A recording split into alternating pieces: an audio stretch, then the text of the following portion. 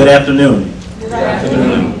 I am Fillmore Thomas, a senior pursuing a world-class degree from Fort Valley State University's Mathematics Department, while also striving to obtain a minor in computer science. While I serve in many capacities here at Fort Valley State University, today I come to you as a founder and the president of the Faithful Black Men Association here on campus.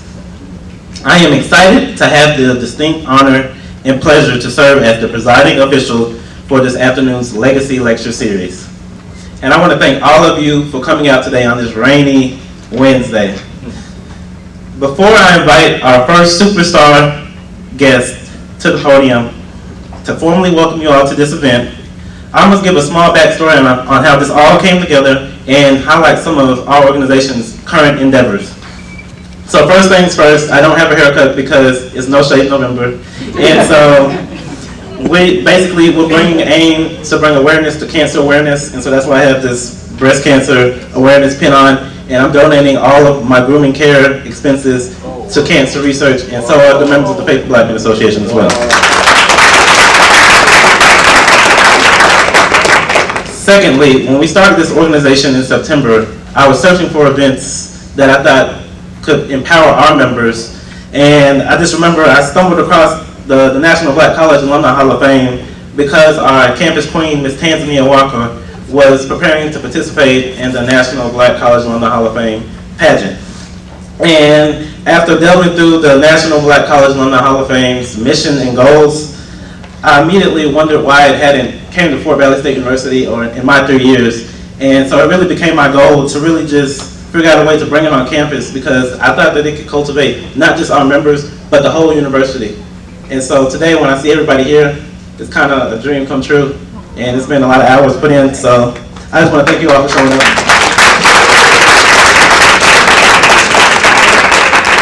And I look forward to the opportunity to bring more events like this on campus, because I think it's important that we do events like this and we bring superstar panels.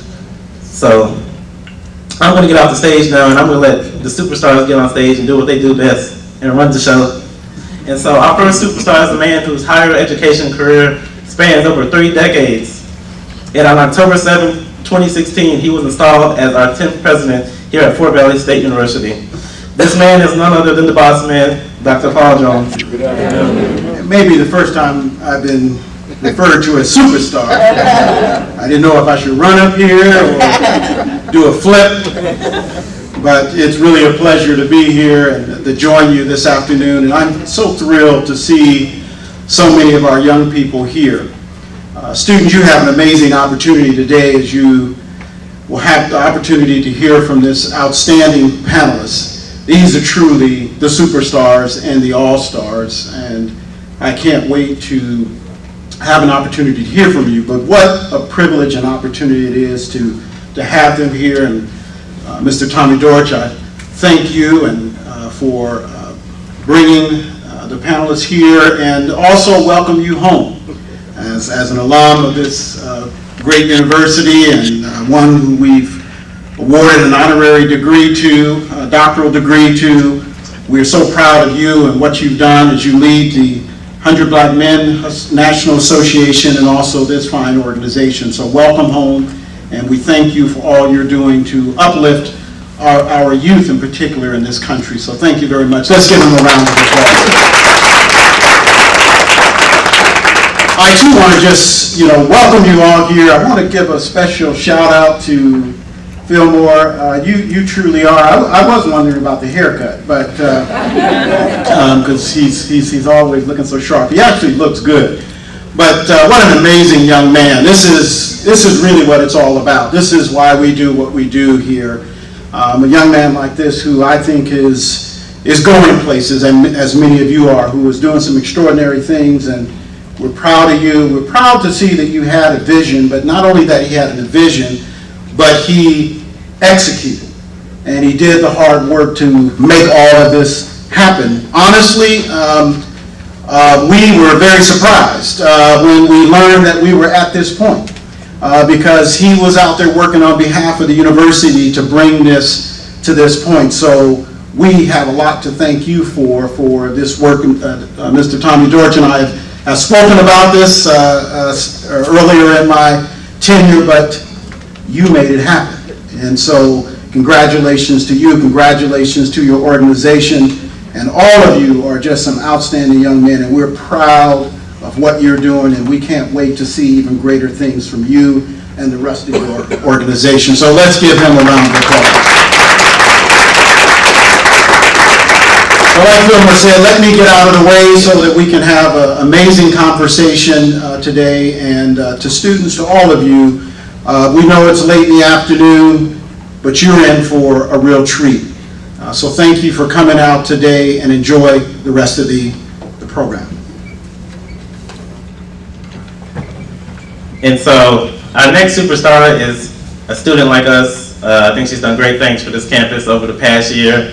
And so I'm gonna just keep it brief because I know she's ready to get up here and kill it. And so our 2018-2019 SGA president will come now and give greetings on behalf of the students, and that's none other than Miss Alexis Forte.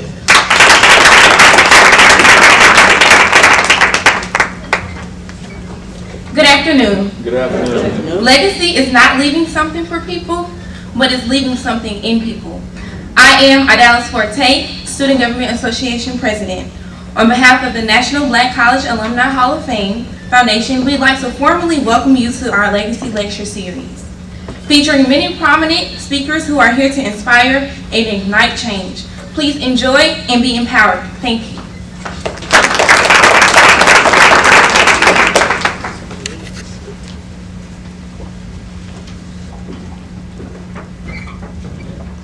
And so, just on the superstar theme, we know we got the Warriors out here, so everybody's an all-star. This was a free event, and if you look at your flyer, it says drawing for scholarships, you must be present to win. You have all these superstars out here. It's not cheap, so you have to have a presenting sponsors and other sponsors. And so we'd be remiss if we did not bring up Miss Alexis Clarington to give sponsor remarks on behalf of Wells Fargo.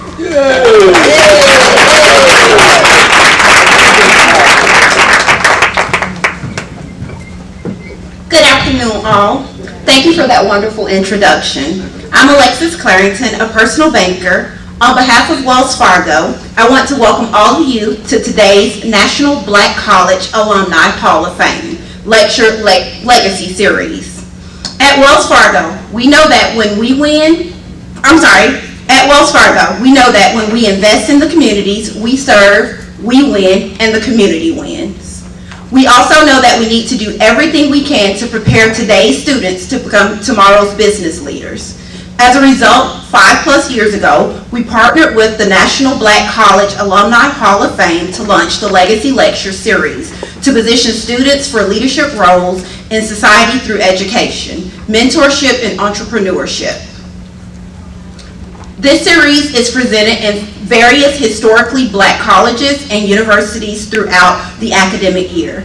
This partnership is provided by our Wells Fargo Specialist Diversity Team. This particular team works to ensure that diverse-owned businesses, including African-American-owned enterprises, are integrated into our societies and processes. Additionally, the supplier diversity team invests over $1 million annually in diverse supplier business development, including the Legacy Lecture Series, the 100 Black Men of America, and many others. We will continue to focus on growth in every aspect. I would like to say thank you to President Jones as well as President Alexis Forte for allowing us to be here today. I look forward to connecting with you all in the near future. Once again, thank you and welcome. So can we just give one more round of applause for one of our sponsors, Wells Fargo? And so now we're going to get into the actual panel discussion part of this. And so I'm going to introduce our moderator. And as Dr. Jones said earlier, when they had realized how far I got into it, I think this is one of the reasons why they were scared because of this man. And so this distinguished guest that we have is a proud graduate of 2 historically black colleges and universities.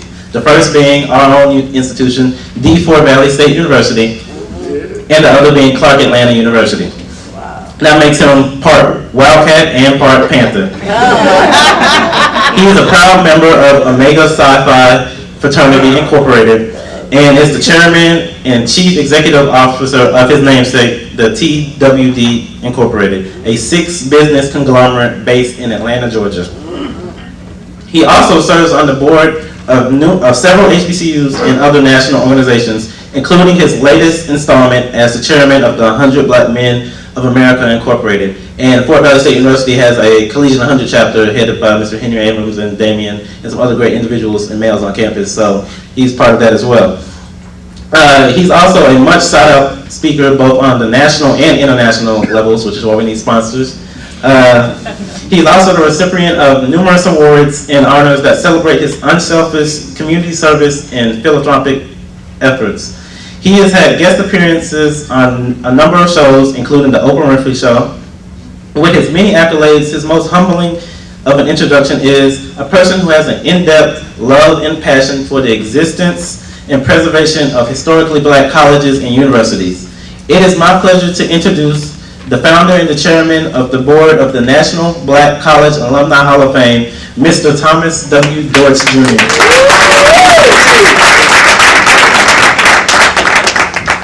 Let's give it up for Fillmore one more time. There are some seats down front. If you want to come down, we got seats here, so come on in and take these. 1, 2, 3, 4, 5, 6, 7, 8, 9. So there's seats. Come on down front and take those. They'll be getting in. It is truly a pleasure to be back home. I'm a 1972 graduate of the Fort Valley State University. I see my president here. 1971-72, I was a student government president here, and 3-time national alumni president, only 3-time serving national president, alumni president for Fort Valley State University. Today I have a phenomenal panel for you. They may look like it's a big panel, but they've got substance. And we travel throughout the country each year trying to impart knowledge. Our belief from the Hall of Fame is that you shouldn't have to pay for a message that you should get every day and should be available to you. When I was a student here, we had some of the greatest leaders in the world that came to this campus and spent time with us as students, which inspired us. And so it made a difference. And that's why we know it's important that we're here. The other thing that's important to remember, some forget that the civil rights movement was led by mainly historically Black college and university graduates. But they were in their 20s, Dr. Martin Luther King and Ambassador Andrew Young and all of those. The Freedom Riders came mainly from historically Black colleges and universities, and they made a difference. And so we're here too because we want you to be re-energized and understand you have to make a difference. And you won't hear it coming from my mouth, you may hear from others, but I don't have much to say. There are those who are angry with Donald Trump for being president. And I'm not going to waste a whole lot of time, waste your time or mine talking about him. But the amazing thing is, why be angry with him? He ran. He may have manipulated the system a little bit, but he's not president because he was the best candidate, that he ran the best race. He got 53% of all women's votes, 53%, 31% Hispanic vote. He got about 7% Black male vote, somewhere around 4 or 5% Black female vote. He got the majority of the Fortune 500 and 100 CEOs support. And he ran, but the biggest thing was that we did not turn out. Over 51% of eligible Black voters in this nation who could have voted didn't vote. In this state, over 500,000 Black voters who were registered to vote in this state did not vote in that presidential election.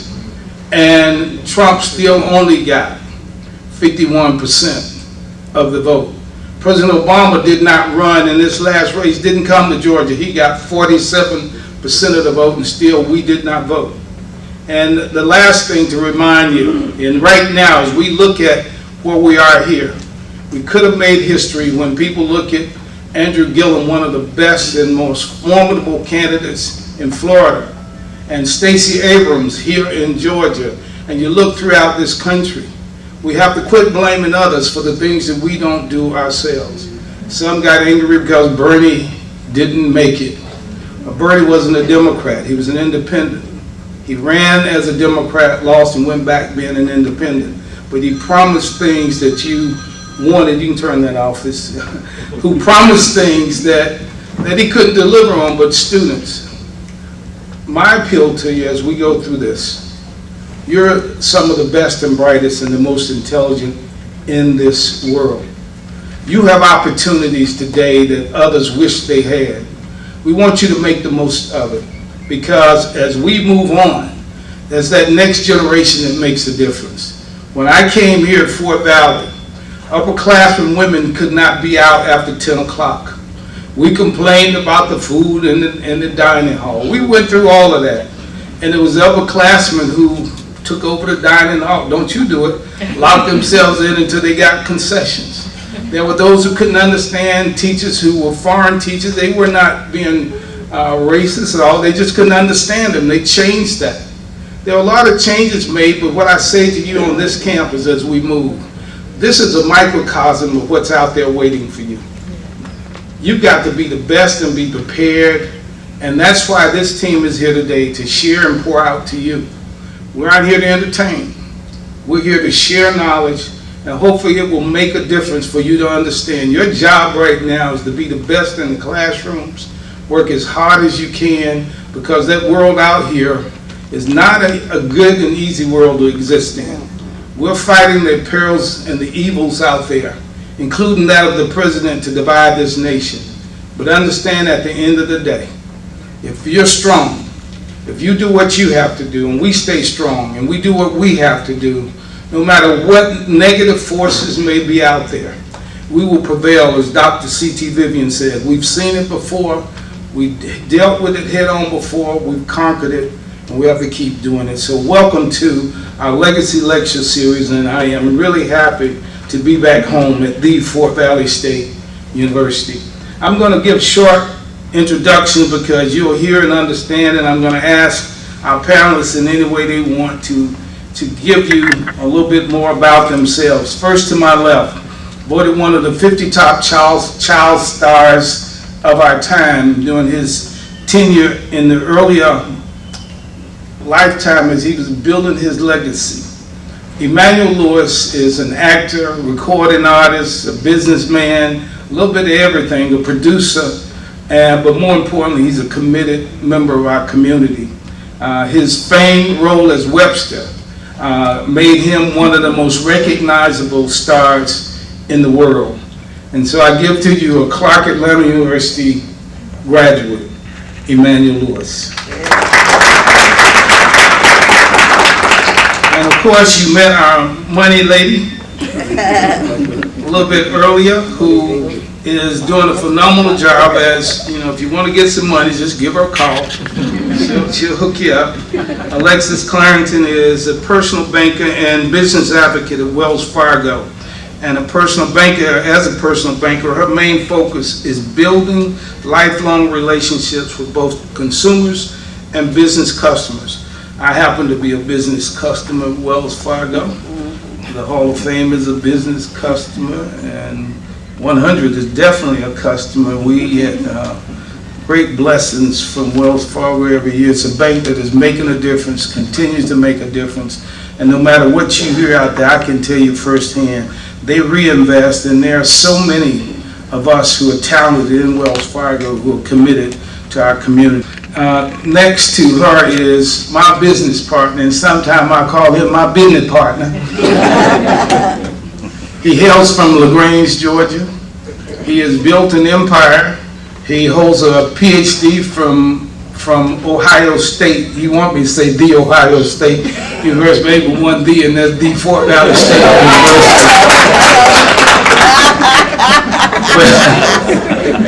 But this man has gone from LaGrange to his kingdom. He's one of the most generous entrepreneurs. His businesses annually operate to a tune of over $1 billion. That's with a B, capital B. And he gives back. His recent book, Millionaire Moves, is really moving through, and we're going to have him back here. I hope Dr. Jones to do a book signing. But he has put so many into business and supported them as they grow, creating more entrepreneurs. But the thing I love about this man, who's my business partner, we make mattresses, Better Dreams Mattress Manufacturing Company. We hope you'll sleep on a Better Dreams mattress. That was a shameless commercial. However, but Dr. William Pickard, again, is the truth. And you meet people, but when you meet him, you meet the real person, Dr. William F. Pickard. Now, next to him is our queen. Hello. She is Miss Morehouse College, keeps that title. She's a student at Spelman College and just won the 2018-2019 competition and has been crowned as Miss NBCA Hall of Fame, Miss Anta Njie. And so we were here for her, and we said, this sister is bad. Okay, let me keep it moving. The next person that you had to her is a poet laureate. Mrs. Michelle Obama tabbed him to come as one of the first poets to be involved in her series at the White House and has moved around the country. He's an author. He has his own foundation in engaging community, young people in the community. Recently registered over 15,000 plus voters, but he is the real deal. When you hear from him, from his words, but I'm going to have him lift us up a little bit with something so you can understand why he is who he is. Started 5 Men on the Stool, one of the greatest entertaining group, but again, the one and the only, Hank Stewart. Now, young lady, I got a chance to meet my queen from the Fort Valley State University. You all know her. She needs no introduction, but Tanzania Walker, again, represented us well in Atlanta. The friendship that the queens gather each year, and you know, because you chose her as your queen, the ultimate queen. Again, Miss Tanzania Walker, Miss Fort Valley State University. But no, the reality is he brings a lot of knowledge and experience to us on this campus, and when you think about the things that he's done, we are so honored and proud to have, again, this Emmy Award winning broadcaster. He has been seen all throughout from TV, from sports and everywhere else. He speaks the truth, and he's one of the best that we have out here to make a difference, and we are fortunate on this campus to have him as one of our visiting professors. Please give it up to Ed Gordon. All right, so let's get into a little dialogue here. How many in this audience use social media? How many of you use it every day? Okay, well, I'm going to start this by asking Anta, social media, they say, is a double-edged sword. What's your opinion about social media? What's the good and the bad about it? And what would be your advice to these wildcats? I think that I recognize the double-edged swordness of social media once I started to study abroad. So I love my HBCU because of the travel opportunities it's afforded me, and I'm sure Fort Valley State provides you all with those same opportunities. Shameless plug, take those opportunities. See the world now. Once we graduate, we have the time to do so, but whatever profession we choose or whatever preparation we're enduring for said profession is going to take a lot of our time. So take that time, but social media in that sense connects people across bounds. So we can network with entities and people in Ghana, in Cape Town, in Thailand, and we don't necessarily have to see them or be face-to-face to do that. And social media allows for that. That's the plus. And I've had a lot of great opportunities come out of social media in that way. So connectivity definitely is a pro. The con is the level of transparency that social media allows for. You're kind of putting yourself in the glass box and allowing for everybody to look in. And sometimes everything doesn't always look that pristine.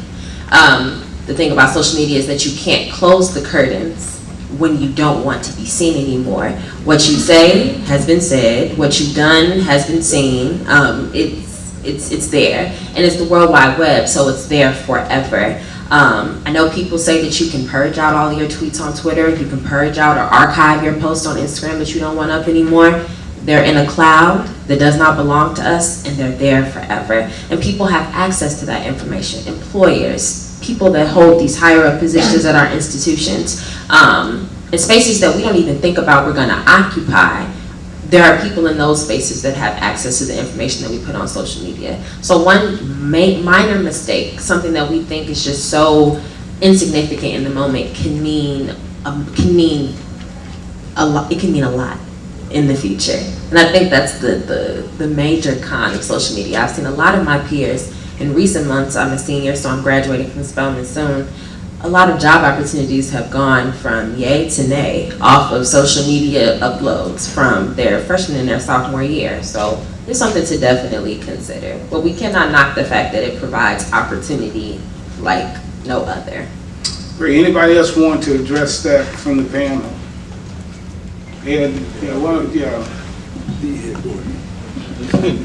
First, let me apologize. I'm going to have to sneak off in a bit. As many of you know, we've been shooting for the university as we're preparing a video to show the world how great the Fort Valley State University is, and our crew is there. Many of you have seen them over the last couple of days shooting. But let me just say this about social media as one who's been in the media for as longer than many of you in here have been alive. So all you've known is social media. I have a daughter who's 24 and kids that I have helped raise, and that's all they've known. I think that there are pluses to social media. Let's take a look at what social media allows for us to do by means of when something is happening in the community. When we grew up, Tommy and Bill and I, our social media was black radio. That's right. When you got word of something that happened in your town, it happened on black radio stations and you were told about it. But if it happened in Toledo, Ohio, you didn't necessarily know about it in Miami, Florida, or Los Angeles. Now, something can jump off in a little itty bitty town and you'll know about it. When the brother of the security guard that was shot and killed just the other day, immediately we knew about, yep, there's another one. So there are great things about social media. But I'm not sure that the greatness of social media outweighs the downside of it. Because here's the truth of social media. It's a false reality. And so when we look at one another through social media, we only see the best of us. We only see what we want you to see. You talked about transparency, but that transparency is false because we never put up when we look whack, right? You put up when you think you're looking your best. So all of the things that you start to see in other people when you're having a bad day, a bad week, a bad year, you feel even more down because it doesn't look like that person is suffering. We all suffer at times. And so as you control social media controls you. And so I just want you to be cognizant of what social media is, what images are, you know, what we put forth. And just be careful about reality and understanding and knowing it. How many times do we take 16 pictures before we get that one we put up on social media? My wife tells me, I gotta see it first. What kind of mess is that, girl? Take the picture, put it up there. So let's just be cognizant in a world that is so conscious of how we look and how we present ourselves, to understand that outside of that makeup and that dress, we're all the same.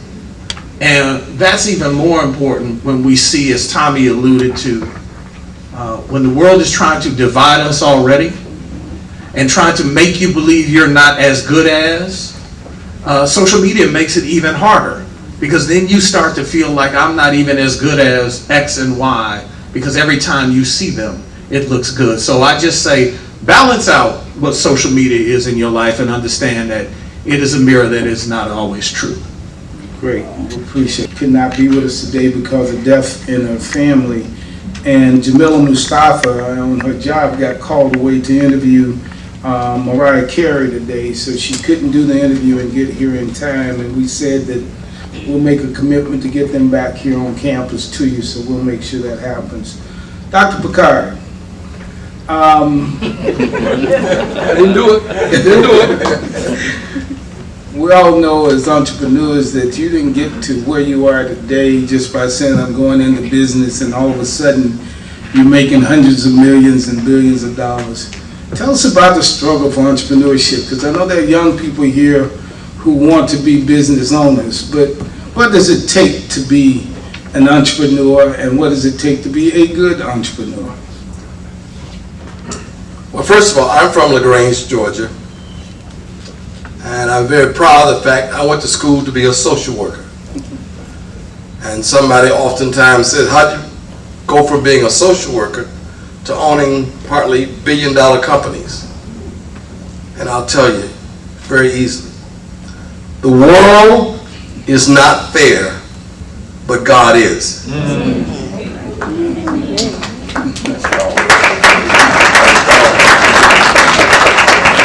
Secondly,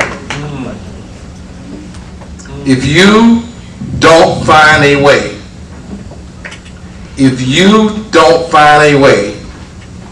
to make money while you sleep, you will work until you die. And I believe Drake says it best. We start at the bottom, and here we are. So the journey is long, it's difficult, but it's doable.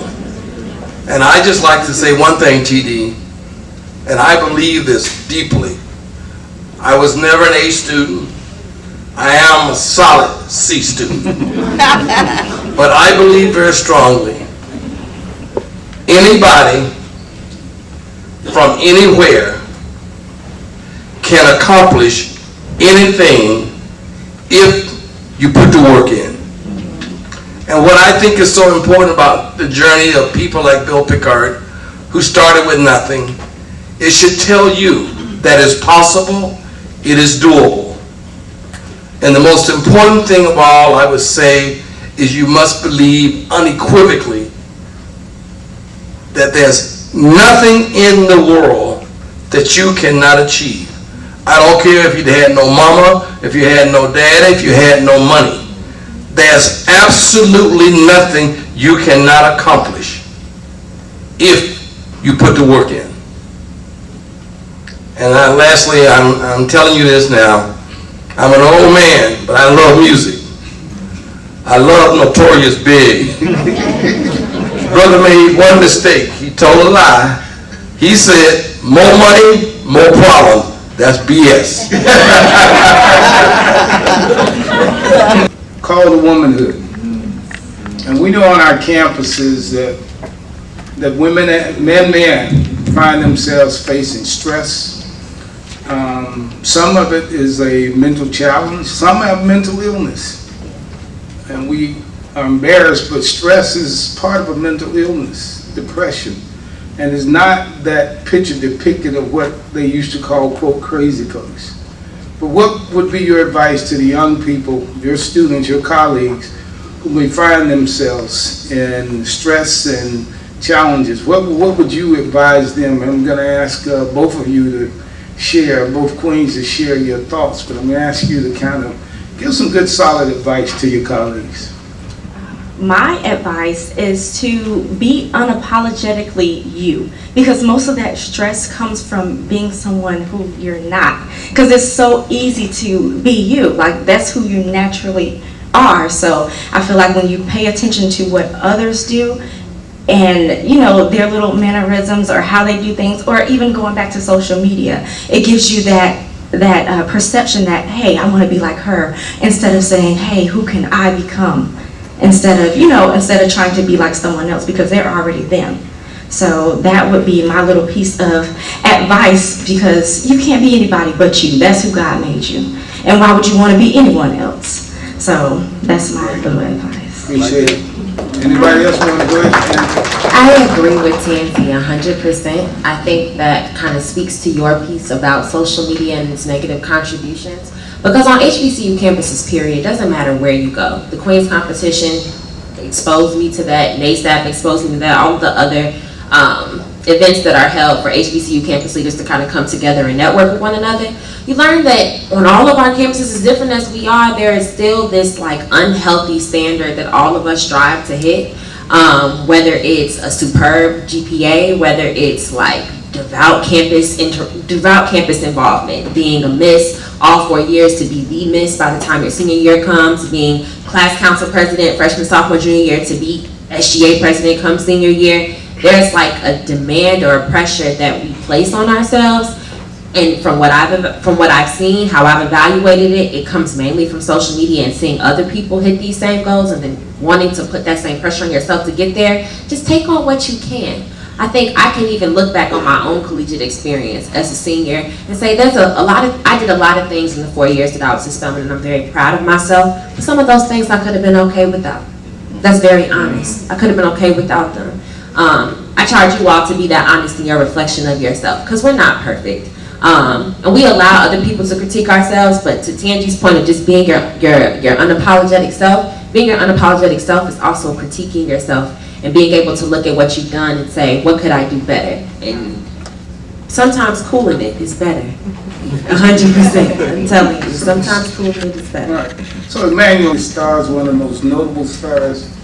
How have you managed to be down to earth, to where people admire you? How do you be you? And tell us the value that, has there been a time where you didn't want anybody around you and you were the big superstar? Just tell us. I mean, as far as I've known, you've been the man, but kind of share with us. Thank you. First of all, how are you? You guys are good? I'm so excited being here. I love Connor Fort Valley. He got tired of seeing Fort Valley beat up on my other uncle. So he wasn't coming. Go ahead. When I was at Clark, we always got beat, so it was just a normal habit. So, you get over it, right? You just go to the game to socialize, right? So, but I think it's very important that your business life, you enjoy what you do, you really want to achieve high expectations of that world, and you want financial success, and you want to make it to those heights, and then you got to come home, okay? And when you're home, your brother, your sister, your mother, your father, and you go back into normal life. You take out the trash, you do the dishes, or put them in the dishwasher, and you're still human. So I never... Hollywood is where I worked. It's not who I was. I grew up from Brooklyn, humble beginnings. We grew up in the projects. My mom was on assisted living. Back in the day. So it was very. We didn't grow up. Being on top. So we did start from the bottom. but we understood that that's not where we wanted to be. And so life gave me this great opportunity at the age of 9, and I was smart enough to take it. And I think I retired my mom by the age of 11 and made my first $1 million that same year. So my goals, as high and as crazy they were, it was never just for me. It was always for my family. It was always for my loved ones. We doing this. We getting out of here. We are making it happen. And so we want to give to others so they can come out, right? So the goal, I guess, it was never about me. And I think when you always are thinking about others and it's never about yourself, the spotlight, even though we're on stage, the spotlight is actually on you all. We're here for each and every one of you. So we're here, but just to reflect that light and put it on each and every one of you. So I don't believe my own hype. I don't look at the articles or what they say. I don't really care. I know what I want to do. I know what I need to do. The pressure that society have, I put it, in the drain, because that's where it belongs. I mean, that has nothing to do with what we know we need to get done. I mean, everybody in here, you know what you got to do today. You know what you got to do tomorrow. You know what that is. That process, you can negate that process, or you can actually go through with that process. But you already know what it is. What more pressure can you add on what you already know you need to do? You just got to do it. So that's where we are. Eddie, we see you, but you remain down to earth. Come share with us. I've been very blessed in my career. I mean, I literally have traveled the world. I've gotten to know every star there is, if not personally, by interviewing them. I mean, literally from back when Michael Jackson was as big as could be to today, you know, doing Beyonce or Kevin Hart or somebody like that. But I also know that it's really about perspective, because I've seen so many stars who were the top stars any given year, and then 2 years later, nobody cared about them. And so it's all really about perspective. I mean, I, again, have been in this business longer than most of you have been alive. So what has kept me in this business is years when I was the man, and then years I wasn't quite the man, because here comes Roland, or here comes Tavis, or here comes... So you're supplanted by others, and then they get supplanted by others. And so if you waiting because you were the man 2 years ago, and now you feel bad because you're not, my whole want was to have a career, not to be the top person in my field from the time I started to the time I retired. Most of the people I started with, who started with me, aren't even in this business anymore. So perspective-wise, Tavis would have to be in the business another 8 years to be in the business as long as I've been in it. Roland would have to stay relevant another 15 years to be where I sit today. And so my goal was simply to have a career and to be respected and to represent us. So as foolish as I am, truly, I was 2 votes away from class clown in high school. Seriously. I can't use the word. I have a friend who says, when his mother calls to say I'm on TV, he goes, I don't know who that N-word is. That's not the dude I hang out with. But I also knew how I had to represent our community. So when I went to sit in the White House with President Obama and interview him, or go to South Africa and interview Nelson Mandela, there was a certain perspective that a black man I felt had to hold in my position to be taken seriously.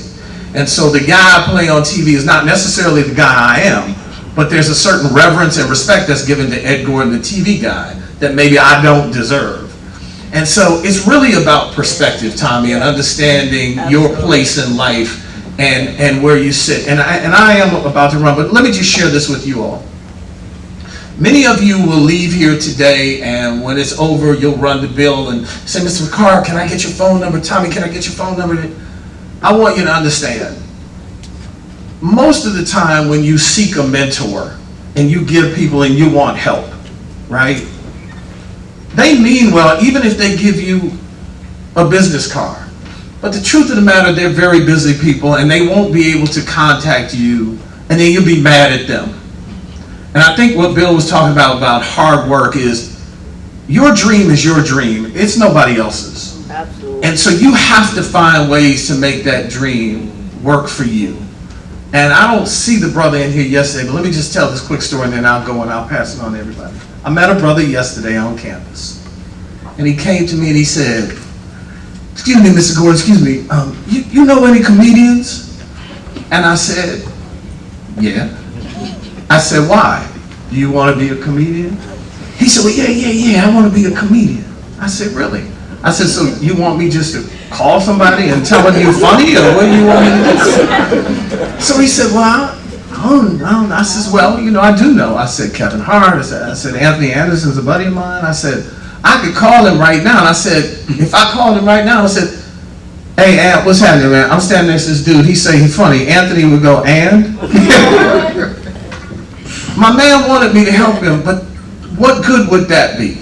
So then I said to him, are you funny? He said, yeah, I'm funny. I said, well, tell me a joke. He ain't have a joke for me. Here's the reality, guys. You get a couple of shots at things. What if he was really funny? And I said, this dude is funny. I might have called Anthony for real. But the reality is that's not how you're going to make it. I told him, you need to play comedy clubs in the local area. You need to ask if you can play the cafeteria on Wednesdays, when all them people in there eat that chicken, and I was one of them today. It was good too. But it's about making your dream come true for you. If you get a benefactor, if you get someone who will help you along the way, feel blessed. But most of the time, you won't. And it wasn't because they don't want to help you. They're busy. They have their life, their dream, or they're long in the tooth and have already helped a bunch of people. So figure out what you need to do. Figure out what you need to do to get where you want to go, and then be about going that route and doing it. And if you don't get help, that's cool too. Because at the end of the day, it's always going to be on you anyway. So I wish y'all well. I got to run. I'll see those of you who are in class tomorrow. And Tommy, thank you for this, and greatly appreciate it, y'all. Ask you to do something there, because then I'm going to ask you to do something real quick, kind of break the ice, and then I'm going to talk about finances and some other things here. Go ahead. Well, I think the one thing that I would say is I think you got to wake up and be like a Tommy Dortch or an Ed Gordon, a Bill. You got to be mad every day. You got to be mad. You got to be mad in the morning. Mad in the evening, mad at night. Right? I mean, you just gotta be mad. You gotta be mad on your birthday, mad on holidays, you know, mad on Christmas. You gotta be mad. You gotta hang out with mad people. Right? What is mad? Mad is M-A-D, making a difference. All right, come on. You gotta be real. You gotta be willing to make a difference at any cost. And I think one of the things that I love about Tommy is that he, you know, and I've watched him, and you know, a lot of you all, you watching folk, right? And you got to make sure you're watching the right people. And I saw Mr. Dortch do a whole lot. I saw Bill and Ed, and they don't always have to be people that you're close to, Emmanuel, but you watch folk and you get a little bit of this and a little bit of that, and you create it and you make who you are. You got to make a difference. And so, and I'll say this: yesterday is a council check. Tomorrow's a promissory note, but today is ready cash. What you did yesterday don't matter. You might not even see tomorrow. But what you do today is what's really important. I read an article not too long ago that said, Queen, it says the average person gets 30,000 days in a lifetime. 30,000 days. And so I read that article, and I should have just read it and kept on moving. So I decided to do some math, and I divided 365 into the 30,000 and came up with roughly 82. Well, I should have read that and left it alone. I'm 55 years old, so I took 55 bill and multiplied it times 365 and came up with 20,000 and some change. I subtracted 20,000 from the 30,000 and had 9,000 and some change. Now that's really getting scary, Tommy. I divided 365 into the 9,000 and some change and came up roughly 26, 27. I could have 27 years left in my life. And I thought, well, you know, Dr. Vivian is 94, you know, Dr. Lyra is 97, you know, Miss Clayton is 90, my mom is, Miss Clayton is 88, my mom is 90. You know, in tomorrow, so you know what I figured out? I can't let y'all waste my time. I won't let y'all waste if you ain't doing and going in the right direction, I can't let you waste my time. And like Ed just said, if you say you funny, have a joke, have something ready to go. But be so committed. You know, one man or woman who's committed is far greater than 1,000 with interest. I'd rather be committed. I'd rather be with one person in the foxhole who's committed than somebody who says, I'm interested in doing something. Because you may or might not do it. And so one of the things that's so powerful about this bill and this lecture series that Tom made, he's a genius. I mean, he really is. I steal everything I can from him. I really do. I got 3 events and all of them he don't know is loosely based off something he does. I like being around. My pastor always said, if a drunk hang out with a drunk, neither one of you ever be sober. If you're hanging out with somebody who ain't going nowhere, it's not going to be long before you're going to have your brakes on. Hook your wagon to somebody who's doing something while you're at Fort Valley. Hook your wagon and take your phone. How many people got cell phones right now? Y'all, you got cell phone? Go. How many people, when you look through, you know, in your contact, Emmanuel, you know if you start looking through, what's the contacts in your cell phone? What do you use contacts for? People you know, right? How many people got people in their contacts they know they shouldn't be hanging out with? Whoa. You know it. So I'm gonna ask you, when you get a chance, go through your cell phones and start deleting people in your cell phone who you know mean you so no good. Right? Who you know mean you no good. Or block. Or don't delete them, block them. Block them, Yeah, because they might, they might call from another number. And so, block them. Right. But I'll say this, and I'll do the poem. Tom, is that what you wanted me to do? I'll say this. Everybody who wears your jersey, just because y'all have the same color jersey on, don't mean y'all on the same team. It really does. It doesn't mean you're on the same team. And some of the people that wear your jersey, and you wearing that jersey, y'all look just alike. But they ain't on your side. They ain't pulling for you. They pulling against you. And I hate to say this, but it's, President Jones, I hate to say this, but I'm gonna be honest with you. Some of them is your family members who's pulling against you. So I want you to be mad. This is the poem. I'm mad. I'm mad. But I'm mad about a lot of things. I'm mad about more than iced tea and Skittles hands up where I can't breathe. You see, I'm also mad about black on black crime. I'm mad about all the fighting and the dying over sneakers like Jordans and young people killing each other over a dime. I'm mad about mothers leaving their young children at home alone and leaving them in hot cars. And I'm mad about men having to be held accountable to being fathers through legislation or law. I'm mad to have to be encouraged to register and vote with all the blood that our ancestors shed. People like C.T. Vivian, Jimmy Lee Jackson, John Lewis, Jose William James, or so many others were killed with billy clubs beaten over the head, or I'm mad. Pastor, I'm mad about all of our churches are not what they used to be. I'm mad that we can shoot an innocent, kill black people, and then walk away free. I'm mad that we don't eat at black restaurants and shop at black stores. And I'm mad that the people who came before us to help us get that corporate job, not only do we not help someone else in, but behind us we lock the door. Now I'm mad that young ladies are getting pregnant without even thinking about marrying the father. And I'm mad that young men are getting these young ladies pregnant and moving on to the next one like the last one was just a bother. I'm mad that adults or children don't say thank you or please. And I'm mad that we're not teaching our young people work ethics like cutting grass or raking leaves. I'm mad that in Africa, little kids don't have shoes.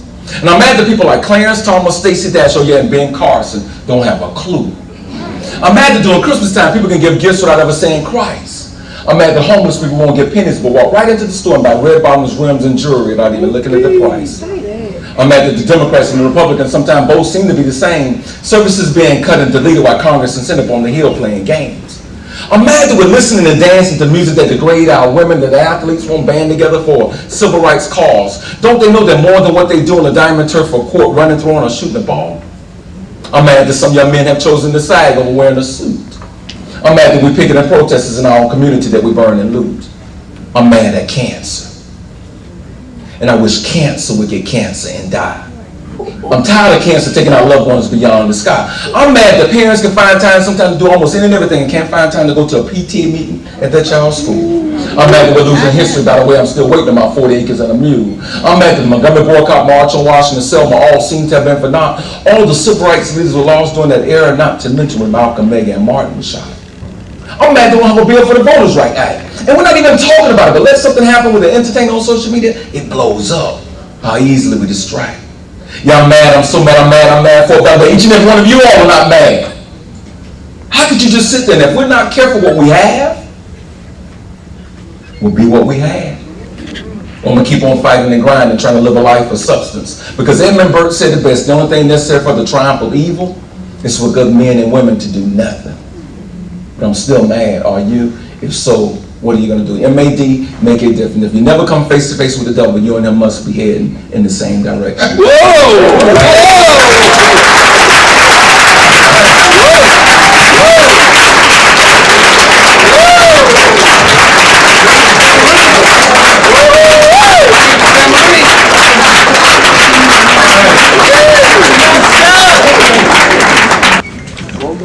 Money ain't good. Money ain't good. Alexis, we know some students, they get their student loans, they pay their bills, and then they take the money and spend it on some things, and some get a credit card and they just go out and spend it and max it out and figure they gave me the card, I'm not going to pay it off.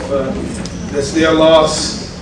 But how important is it for students now to maintain and to get good credit ratings Why is it important while they're students in college?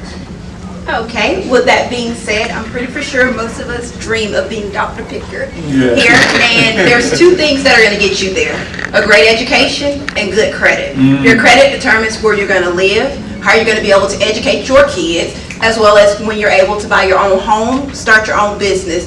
Even the simplest of getting a checking account relies on what type of credit you've maintained. Your employer, your next employer, will be looking at your credit history. It is extremely, extremely important that we start right now building that history. You're in college, like I said, with education and credit, you become untouchable. You have buying power that puts you an extra step ahead of the game. On behalf of Wells Fargo, we did have some brochures that I want each and every last one of you guys to take. Is Let's Talk Credit. This particular book will guide you on how to start, if you haven't already, start building credit. This is my friend.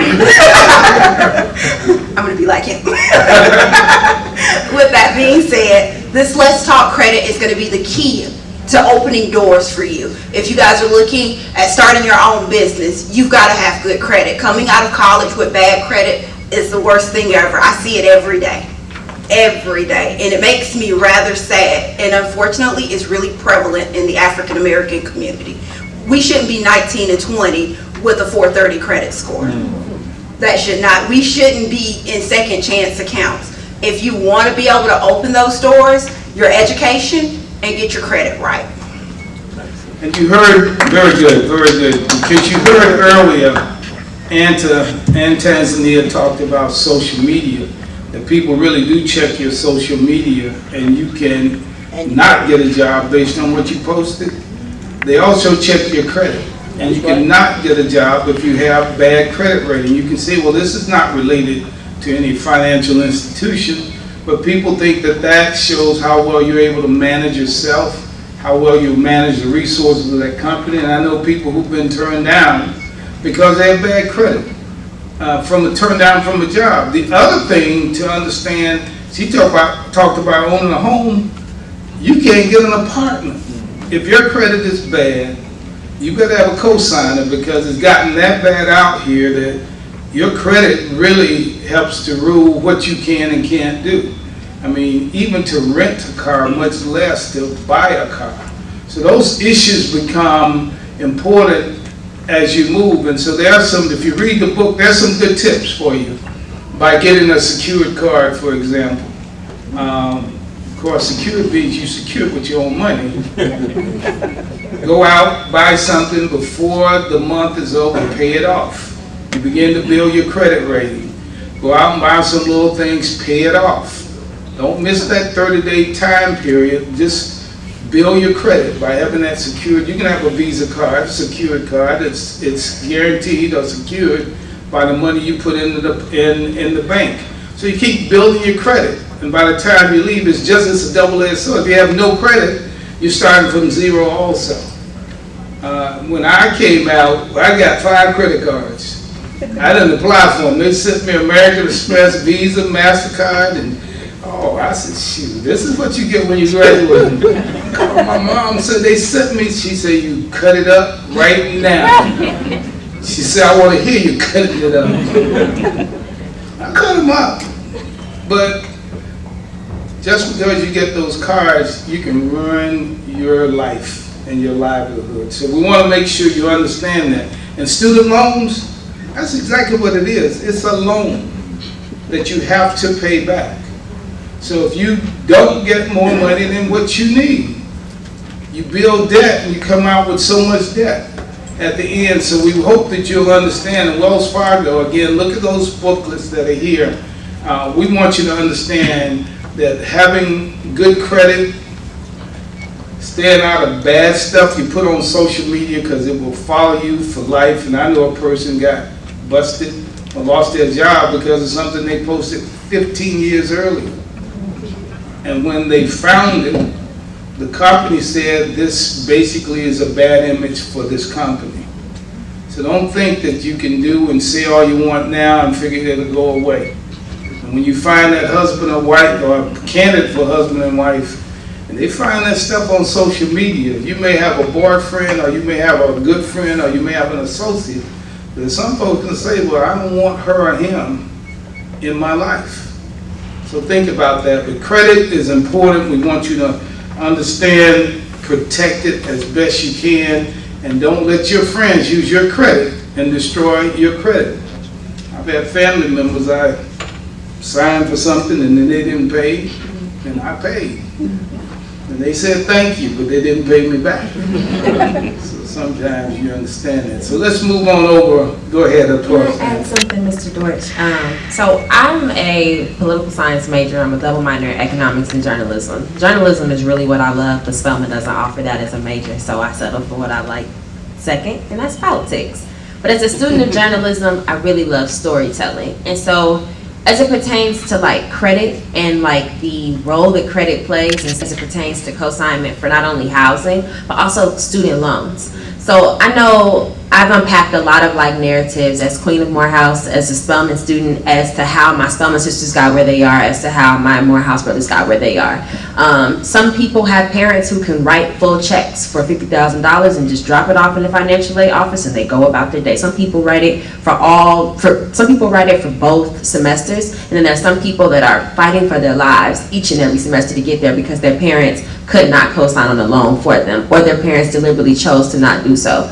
Having good credit for us right now is guaranteeing an educational future for our children, if you seek to have them. And that's one thing I just wanted to add and say, because I'm charging for you all as Fort Valley State students to really have more in-depth conversations with one another, to see how many similarities and differences there are in the room, because you never know what you can learn from the person to the right and to the left of you. But once I realized that, and I was opening up the room for more dialogue and more conversations, I was finding we're all in this space, and we all got to this space in a variety of different ways. There's something that can be learned from that. And as it pertains to financial fortitude, we have to make the right decisions for ourselves now so that we don't repeat this same kind of cycle that is known in the Black community. We don't have to cling to the things that people say our community is known for that we don't really like, and that's one of them. We can change it. So we're going to get ready for you to ask any questions that you may have. Do we have a mic ready for questions from the audience? Middle grades education major. What has brought the most value to you guys' brand? I tell folks I've been fortunate to have my undergraduate degree from here, my master's from CAU, a Ford Fellow at Georgia State. I've got 5 honorary doctor's degrees, but all those degrees, again, I honor them, and I think they're great, but the greatest degree has been the degree of common sense that my family and my parents taught me, and I use that more often than I use anything else in life. For me, it's been my relationship with God.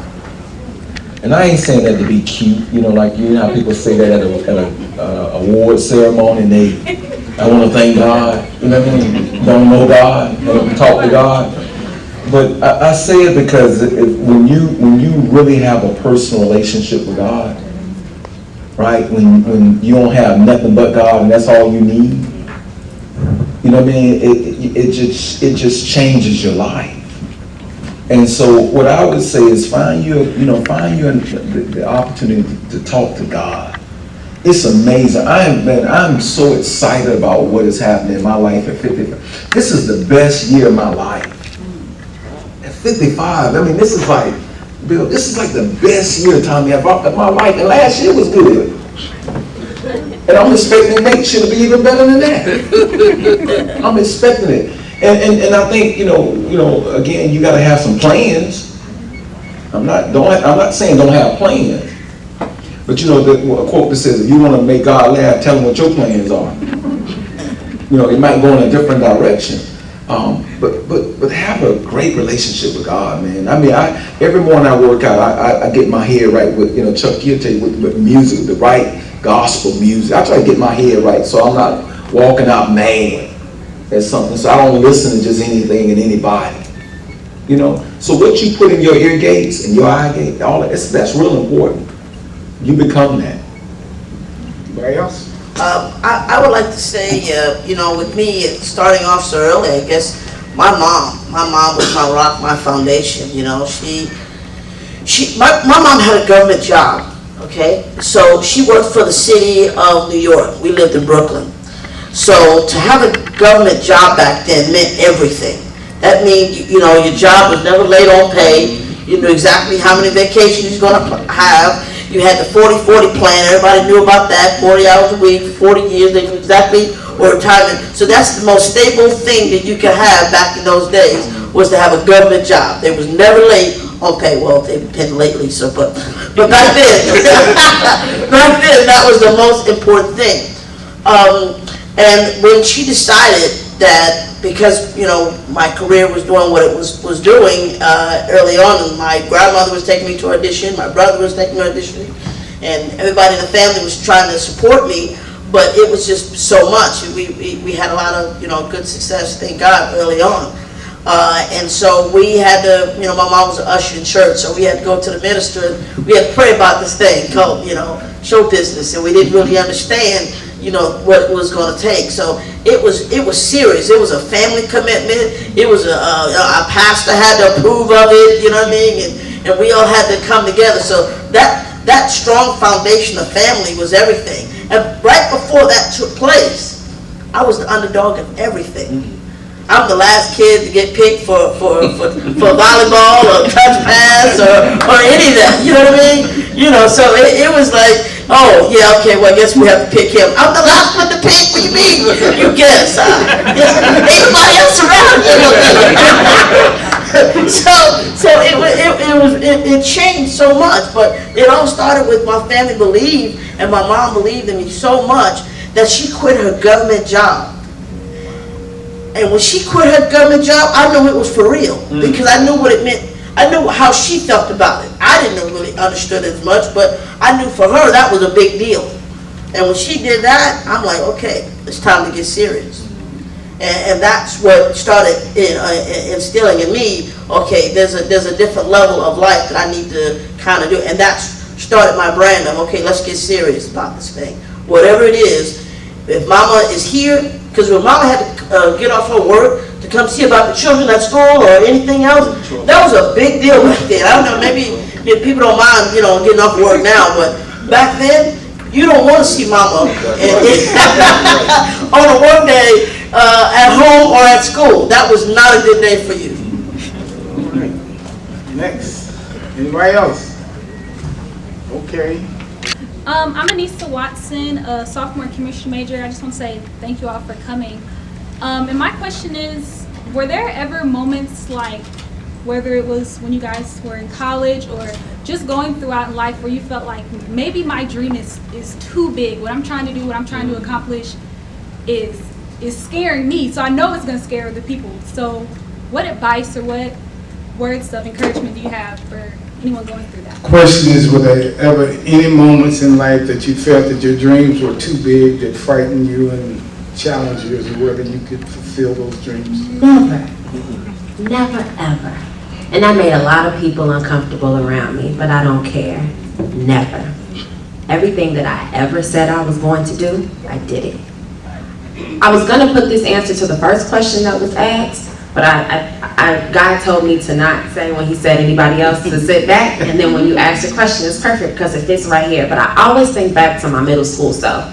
I've always loved politics. My father's not from America, he's from West Africa, so his way of coming into knowledge of the States came through news media. And every night, my siblings and I would be right there with him watching nightly news. On Sunday, we would be watching This Week with George Stephanopoulos, everything in between. I loved politics. I didn't understand it that much, but I loved it.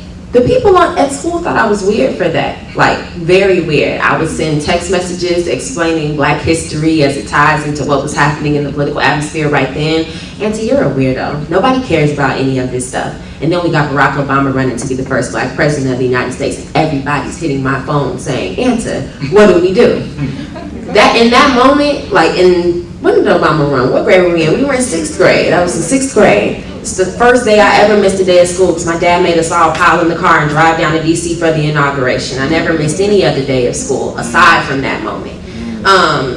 Everybody's asking me, Anta, what do we do? And in that moment I said to myself, all I have to do is be Anta, and that'll always be enough.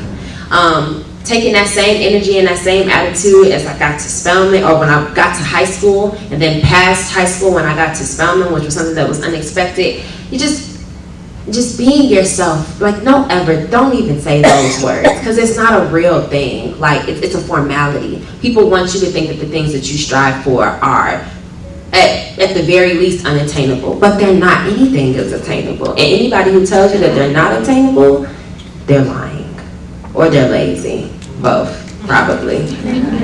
This is what, when they say if your dreams are not too big that they don't scare you, then your dreams ain't big enough. You know what I mean? If your dreams don't scare you, I mean, you real comfortable, then they ain't big enough.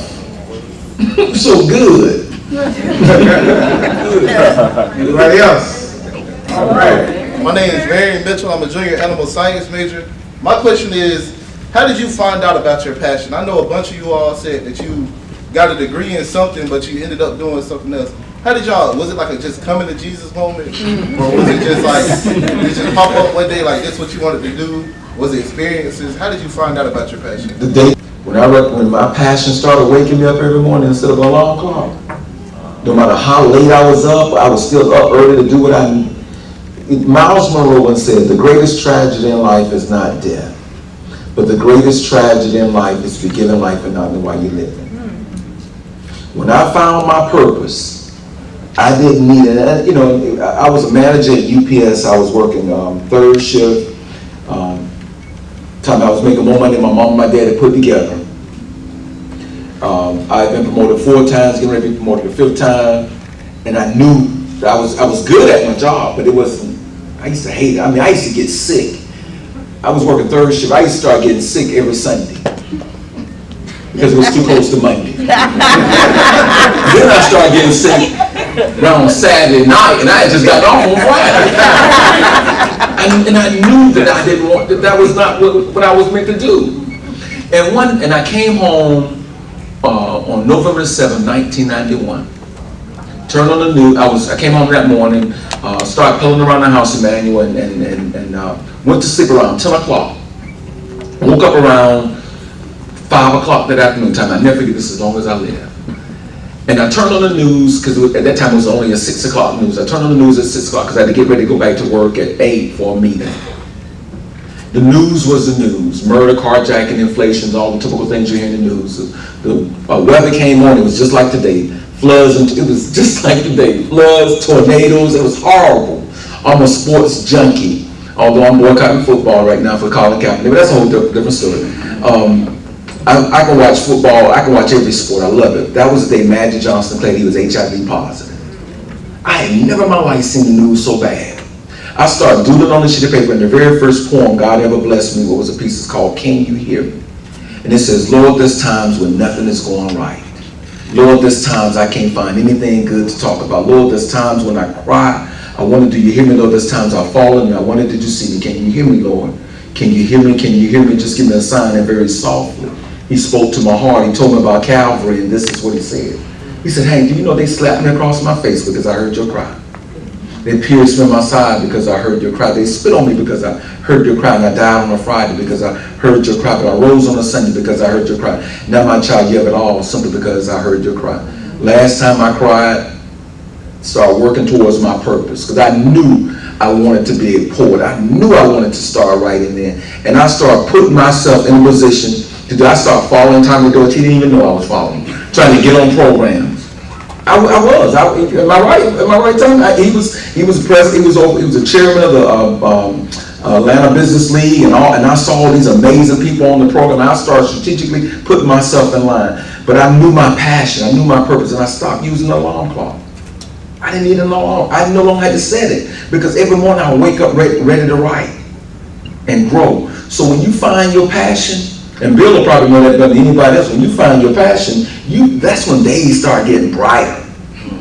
You don't look at the rain as rain, it's just liquid sunshine. What are some things that you guys do to uplift your spirits or boost your morale, or anything that makes you just feel good about the day?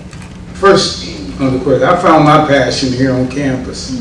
By organizing the students and going in to help change the political landscape of Fort Valley by registering almost 96% of the students on campus to vote here, because the Secretary of State, after they tried to sue this university, ruled that students could vote in the city where they attend college once they've met the residential requirement, meaning if you were in some cities it's 35 days, some it's 90 days that we were eligible. And when we registered, we made a pact that we wouldn't run, and we supported candidates in this city, and we went from one black elected official to majority city council, majority utilities commission, and a year after I left, we elected the first black mayor of Fort Valley. But I felt good getting involved. So my passion from then on has been organizing, motivating, and getting people together, and still today, getting young people to understand the difference. The issue on your question, I treat my engagement and time in the community like I do my business appointments, my negotiations. It goes on my calendar. And if it's going to high schools or middle schools and speaking with young people, when it's on my calendar, even with my clients have to adjust to my time. And so I don't break that, because when you make a commitment to young people, when you make a commitment to community, you have to keep it. And so that's why today I have the kind of stability and the reputation that I can do a whole lot of things. Of course, when they tried to get me a few years ago to run for mayor, I told them I wanted to run for the bank. I don't believe in all of that stuff. But when you give your commitment, people believe in you. And so it's not that hard. And so when I put into my calendar, my executive assistant, it stays there. And that's what, you can never be too busy. And because I'm a 27-year survivor of one of the deadliest cancers in the world. And only 8% have survived that cancer. I know I'm here not because I had 12 doctors, some of the best doctors in the business, but the Supreme Being decided there were more things for me to do. So God decided there were things for me to do. And so because of that, I know I'm living on borrowed time and I have to reinvest. And so you don't take it lightly, but I also understand the battles I have with cancer aren't as great as what some families have to worry about when their children go from home to school, worried about whether they're going to be shot, attacked, or beaten, or killed. Don't know whether food's going to be on the table. So we all have to understand we have our blessings and you share them. So for me today, I get more enjoyment from seeing young people succeed, seeing my community grow, and making a difference. That's my joy. It's not how much money I can make, because you get bills with it too, but it's how many people can you help. I think you really need to think about not only what you can do for others, but you need to figure out what you're going to do for you as well. And you must put time in for yourself. Now, the fun part about what we do is the things that we enjoy doing is also the things that we make money at. So we get a kick out of it. I mean, like, we're talking to each other about, yeah, you remember that deal we did, or whatever. That's fun for us. It's like, that's what we enjoy doing. So, you know, when they're over there talking about their mattress, that was them having a moment right there. Okay? They enjoyed it. This is what they eat. This is like, there are people who bake all day and they love to bake. And you ask them, what do you do to release? And they're like, I just baked all them pies. You smell that goodness and all the smiles, and you know. So you gotta make sure that you know. Hopefully that when you're in your profession and that you're doing something that makes you money, that you know helps you to be an asset to the community, then it also makes you happy. You know that's important for us. We're doing what we want to do. Doing what we enjoy doing, and we also make a good coin from doing it.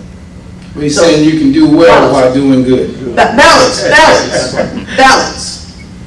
Anybody else? I'm sitting here thinking about my daddy. My daddy came here in 1938 as a part of a program called Ham and Eggs. And I'm sitting here saying, man, I'm blessed. Because my journey and what I have accomplished could only be because of two things. The God I serve and the DNA and the genes I got from my mama, my daddy, my granddaddy, and folk that came from Africa, folk that I never knew. And so I'm a little emotional right now, you know, because I've been sitting and thinking about this for the last 10, 12 minutes. But I look at y'all and I say, dang, you know, because I wasn't a great college student. Matter of fact, I went to what my grandmother called a Lord have mercy college. I started at a community college. But I'm sitting here saying, I wish there was a way that I could take each person in this, and money is not my God. Money is not my God, but I do put it there with air and breathing. It's not my God. But I know that everybody in this room has the capacity to become anything that he or she wants. I believe that. Scientist, musician, ballerina, whatever it is. And I'm sitting here saying, what can I do? Well, I thought about it. Read my book. Read my book. And I believe that every one of us in this room has a capacity to become whatever we want to become. I really believe. My mama was a day worker. My daddy was a good man, but he just drank a little too much, you know? And so my life is the reflection, man, of the men and women in the grade, because they were reading my aptitude score, the ACT and SAT. But what they could not read was my attitude score.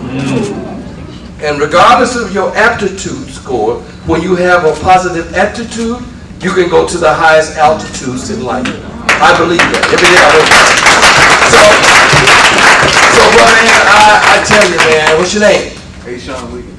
Wiggins? Yes, sir. Oh, you got a name, you got wings on you, boy. You ready to fly. I probably didn't answer your question, man, but I was in the moment thinking that my daddy came here from LaGrange, Georgia in 1938. And how he got here, I don't know. But whatever was poured into him was poured into me. And yeah, I've got all the buzz and all the whistles and everything a white man could want in America. But that ain't what it's about right now. It's about making sure that people look like my mom and daddy. Understand that in spite of all of the challenges and the unfairness of this country and this world, you could be anything you want to believe. And I tell my friends, like, hey man, you can flip houses, you can flip burgers, but you can't sit your black ass home all day flipping the television. You can't do that.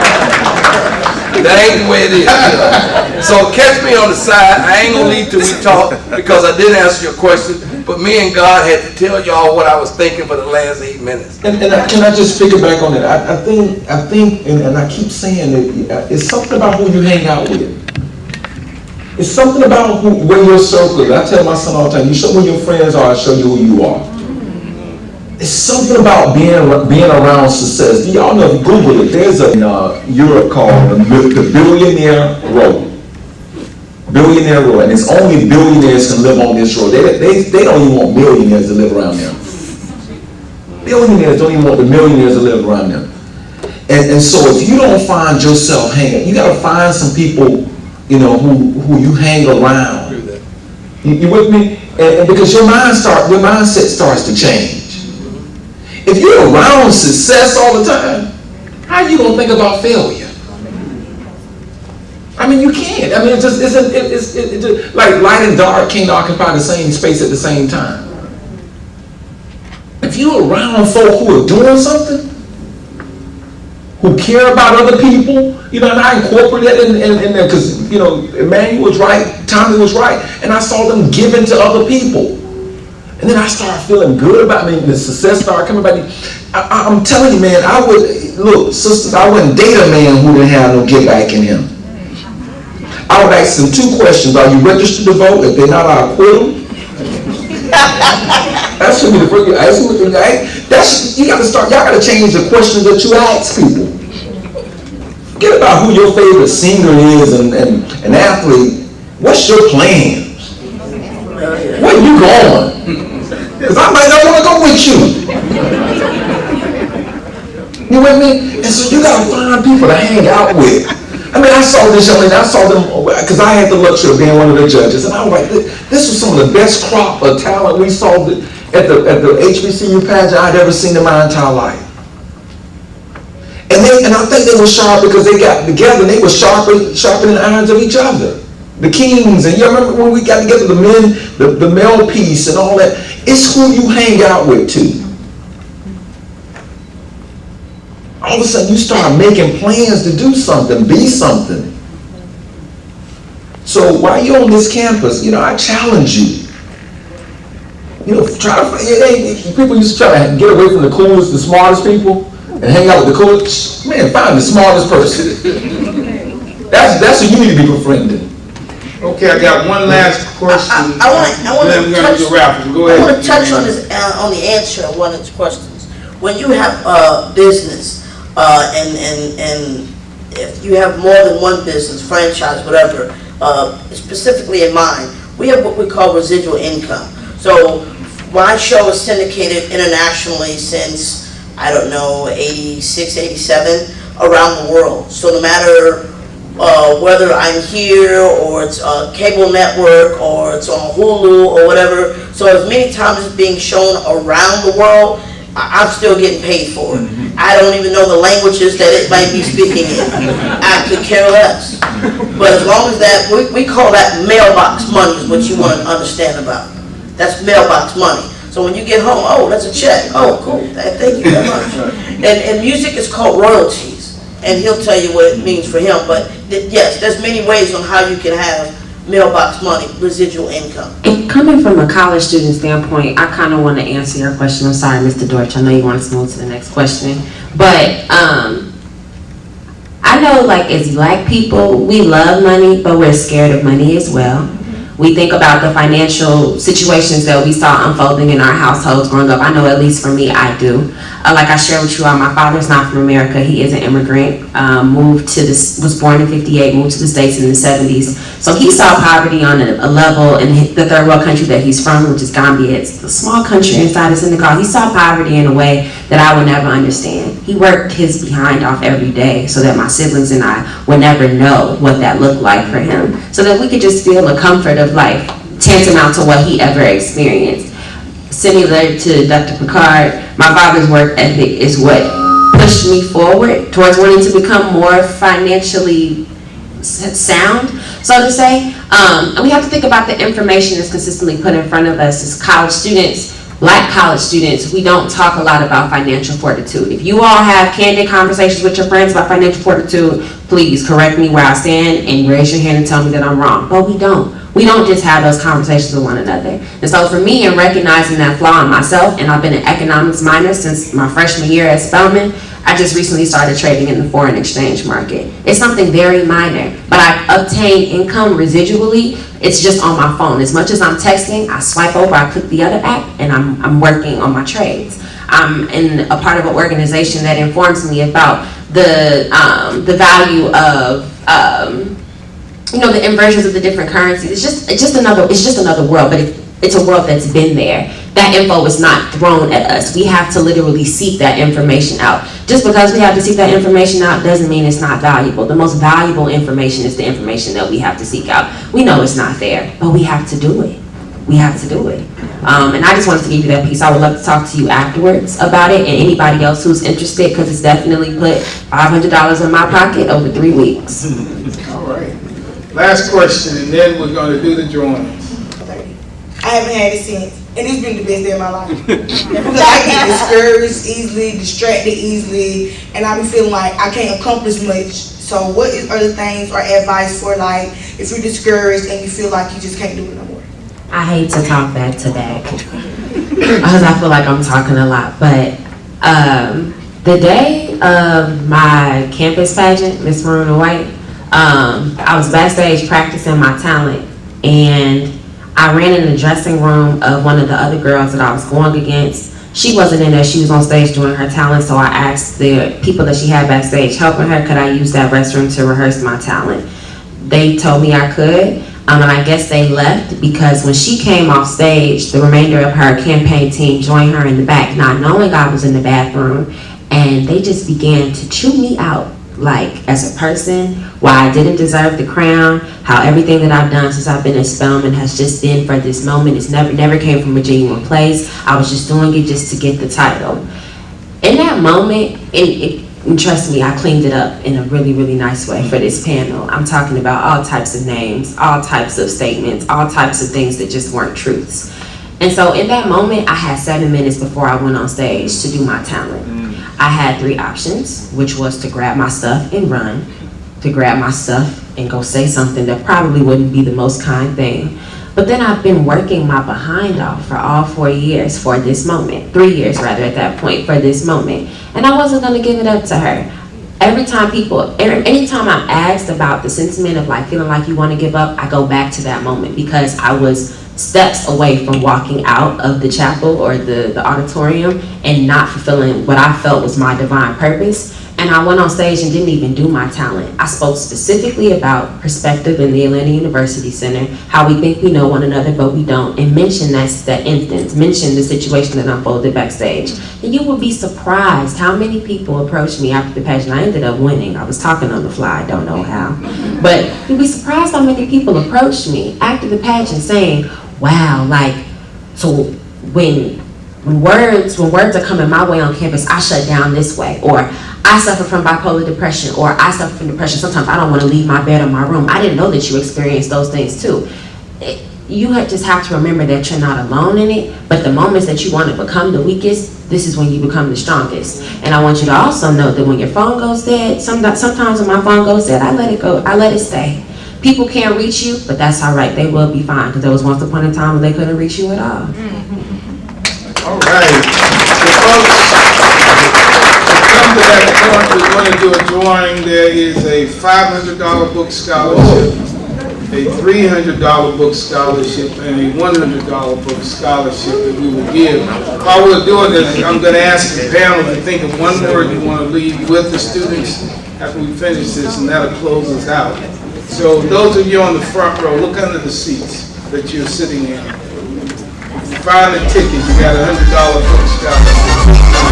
All in the front row, I see you moving, you won't follow over there. If you weren't sitting on the front row to start, only those in the front row, you find a ticket under your seat, front row only. Front row only. All right, nothing under your seat? I've got one. You found one under the seat, come on over. You got a $100 book. Anybody else? All right, let me tell you where we are. Anytime you walk into a room, students, go to the front. Don't sit in the back. You know, you should be there to see and be seen. And it amazes me how we never take the front row.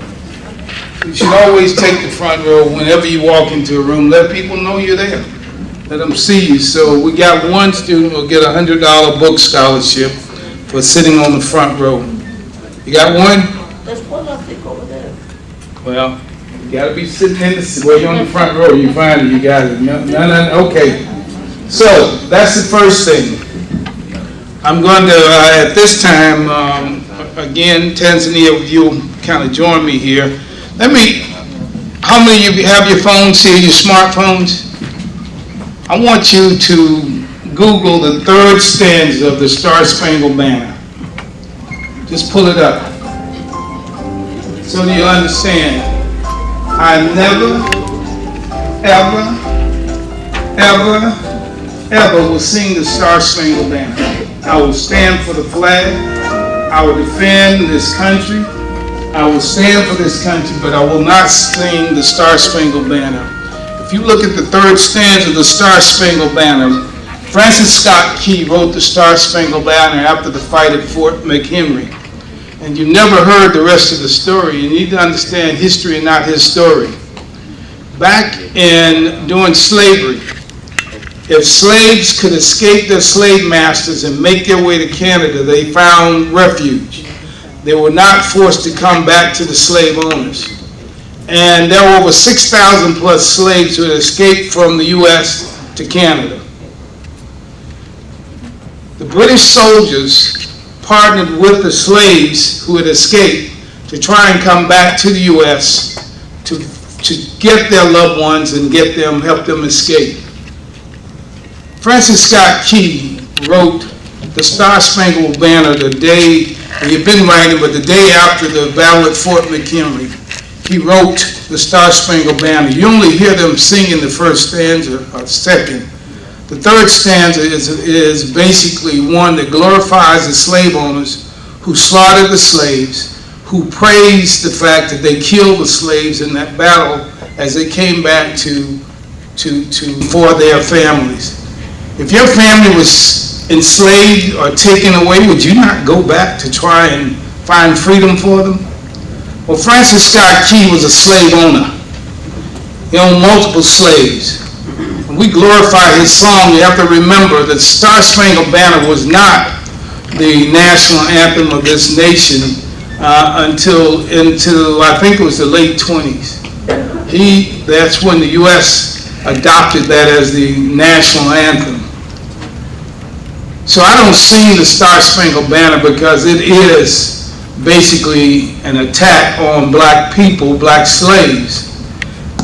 So we fought for this country. We helped to make it what it is. We built this nation.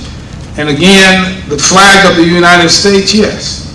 But the Star-Spangled Banner is a song by a racist and a slave owner against the defeat of black slaves who came back. And when a few years later, about 3 years later, the U.S. government negotiated a treaty with the British government, and during the signing of that treaty, the U.S. asked the British soldiers, the government, to return the 6,000 slaves, and they refused to. They refused to return them to the U.S. So you need to know the truth, and the truth will set you free. So while Kaepernick may have taken a kneel for a different reason, remember that before he took that kneel, the Heisman Trophy winner from Florida took a kneel to protest abortions in America, and they glorified him. Kaepernick took a kneel for injustice against our people, and they basically have convicted him and blackballed him. But the worst thing is your president at the National Football, NCAA Football Championship in Mercedes-Benz Dome last year does not even know the words to the Star-Spangled Banner. He was lip-syncing. And then he's going to call these men, basically curse them out who kneel. But in America, you have the freedom of speech and the freedom of expression. That is what this Constitution of the United States guarantees us. And you have the right to express yourselves. And so these athletes basically express what they believe in. And that's what our Constitution guarantees. So don't ever compromise your beliefs. Stand for something. And so that's where we are, and know the truth. Read the Star-Spangled Banner third stanza, and you'll know again why so many of us don't at any time sing it.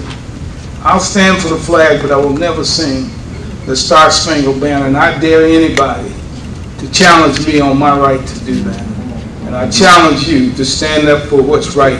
That's why now in most places, I spoke at Rush College Sunday, they do the Negro National Anthem and refuse to do the Star-Spangled Banner on campus there because, again, this is our nation, that is our flag, but the Star-Spangled Banner belongs to the slave owners who fought to keep us from getting our family back. And the first is 500 or is it 100? What do you want to do first? Hey, let me see the hands of those who want the first drawing to be for 500. All right, hands down. Who want the last drawing to be for 500? I got a solution. I'm going to ask our queen, what will be the amount for the first drawing? We got 500, 300, 100. Let's start from the bottom. All right, first drawing for $100. The Queen has spoken. I'm gonna ask our president to come on up here too. You too. But when I leave, you won't accuse me. Now, President, if you will draw a ticket, and then I'll have the Queen draw a ticket. So for $100, and you have to be present to win. If you are here, we figure you won't have the ticket anyway. The number is 727-241.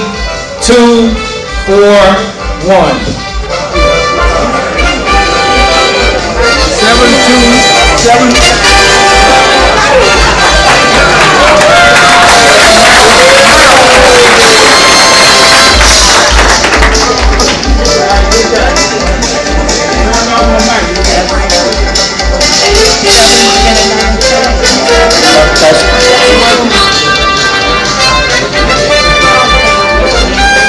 This is for $300, right? 727-252.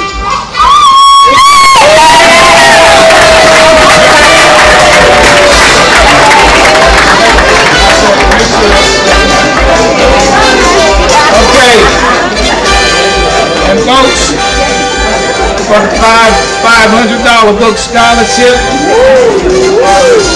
You pick that. Come on, Mr. Jones. Come on up here. Oh, don't make me. Come on up here. I'm not putting this on the president. Women say, you know, the bodyguard wouldn't get through drawing this one. All right, you just quit. The winner is 727-239.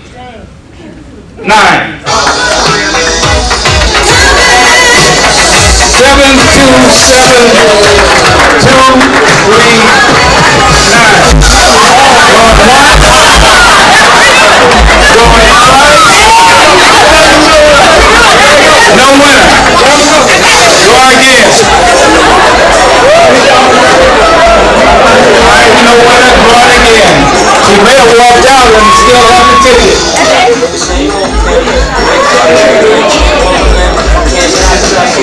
The winner is 727-214.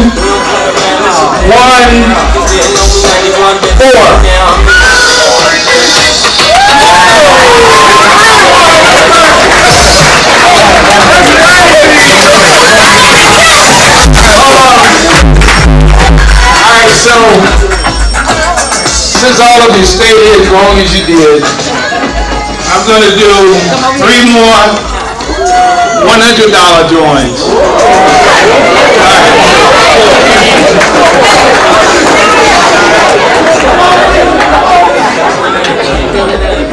All right, the winner is, you stand close, 727-216.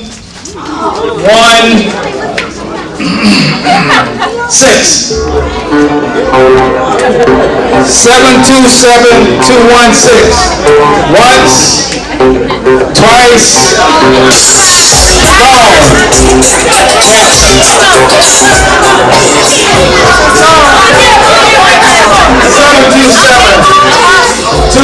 727-253. 727.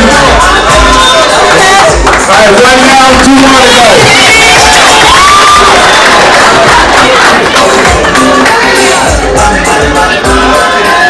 727-135.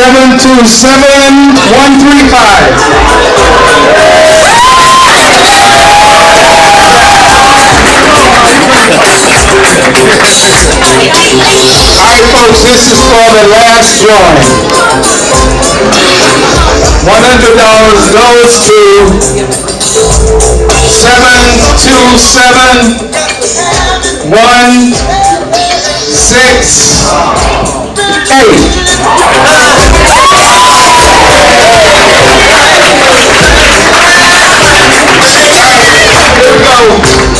As we close out, I'm going to start with our president.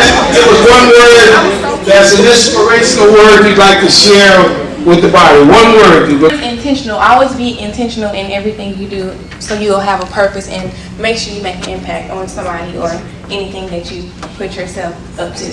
perseverance. Never give up and do not give in, because you can do all things through Christ who strengthens us. Attitude. The Bible says, as you think it, so shall it be. Intention. Everything that you do matters, no matter how small. Mine is service. Dr. King says, if you want to be important, wonderful. If you want to be great, wonderful. If you want to be recognized, wonderful. Recognize he or she who's greatest among you should be a servant. All right. All right. Well, you do my word. Yeah.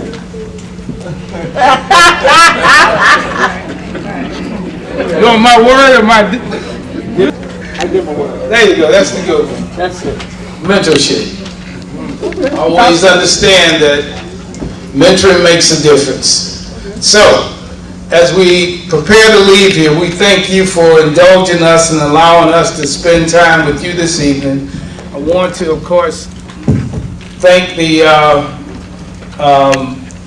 President and our First Lady for being who they are and what they are, and really making us proud and representing us well in the leadership. Dr. Jones, I tell you, I think I told you today, I've worked with every president of this university except for two, and that was Dr. Horace Mann-Bond, our first president, and Dr. C.D. Troop.